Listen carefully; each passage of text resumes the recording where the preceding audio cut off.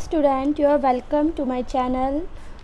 Today we have started a new chapter of class 9, chapter 2, the sound of music. This chapter is basically upon the girl whose name is Alvin Glennie. Okay तो Alvin ग्लैनी जो थी एक लड़की थी जिन्हें अपनी बात करने की सुनने की शक्ति खो दी थी। 17 ईयर्स में चैप्टर स्टार्ट होता हुआ एक ट्रेन के प्लेटफॉर्म पे होती है, जहाँ पे वो सिर्फ ट्रेन के आने की गड़गड़ाहट से समझ जाती है कि ट्रेन आ रही है। उसका वो पहला दिन होता है रॉयल एकेडमी में। ग्लैनी जो होती है वो अपनी लॉस हियर करती है, सुनने की क्षमता खोती है जब वो 8 साल की होती है और पियानो बजाने के लिए वेट कर रही होती है। उसकी मम्मी उसको बोलती है, उसका नाम बोलती है, लेकिन वो नहीं सुन पाती और कोई रिएक्ट नहीं करती। लेकिन फिर भी वो अपने बहरेपन को छुपाती है। जब वो 11 साल की हो जाती है तो उसके प्रिंसिपल वगैरह सबको ये बात पता चल ही जाती है और उनको प्रिंसिपल उसकी मदर को बुला के बोलते हैं कि इसको एक स्पेशलिस्ट को दिखाया जाए। लेकिन इसके बाद भी वो लड़की गिव अप नहीं करती। एक दिन वो एक ज़ाइलोफोन देखती है और डिसाइड करती है कि वो उसे ज़रूर बजाएगी। लेकिन जितने भी टीचर्स उसके होते हैं सब उसे बहुत ज़्यादा डिस्करेज करते हैं कि तुम बहरी हो तो तुम कुछ नहीं कर पाओगी, जैसे हमारे समाज में सब लोग करते हैं।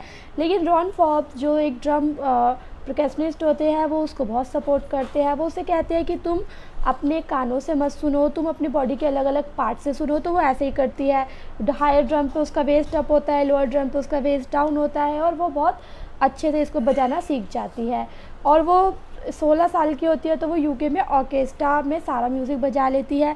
रॉयल एकेडमी में वो सबसे हाईएस्ट स्कोर करती है। 3 साल में उसे बहुत सारे अवार्ड मिलते हैं और वो सबसे बहुत ज़्यादा टैलेंटेड हो जाती है और वो 1000 ऑफ इंस्ट्रूमेंट बजा सकती है।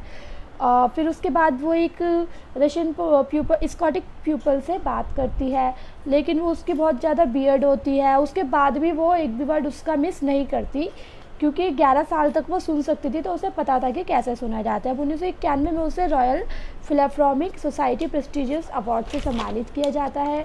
जेम्स ब्लेड कहते हैं कि कुदरत का सही नियम है, अगर कोई कुछ खोता है तो उसे कुछ और बदले में ज़रूर मिलता है। अच्छा, वो कॉन्सर्ट वगैरह करती है। रेगुलर कॉन्सर्ट्स के अलावा वो फ्री कॉन्सर्ट भी करती है जेल में, हॉस्पिटल में, चैरिटी के लिए। और वो बहरे लोगों के लिए एक बहुत ही बड़ी इंस्पिरेशन होती है। जो हैंडीकैप लोग होते हैं उनको भी वो इंस्पिरेशन देती है और बोलती है, तो इंस्पिरेशन मिलती है उससे कि if she can do it so I can, कि अगर कोई और कर सकता है, वह कर सकती है तो मैं भी। ठीक है।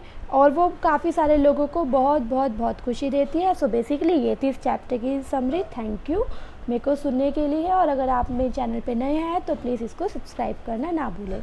Thank you.